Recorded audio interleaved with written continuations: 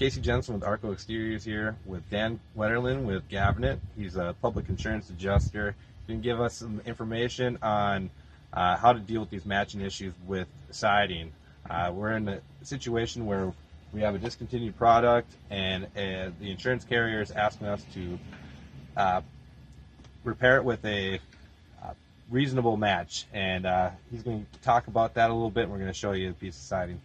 So with Minnesota, per the policy, Minnesota is what we call a matching state. And what that really means is if there's not a match to a shingle or a siding piece available, that's a loss in value, and it's not considered like, kind, and quality. So you have a replacement cost policy in your insurance policy. That means they owe to replace it. So we're going to take a look at this.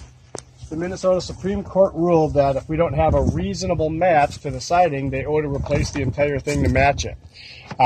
If a reasonable match would be considered what a reasonable person would look at, guys, do we think that's a reasonable match?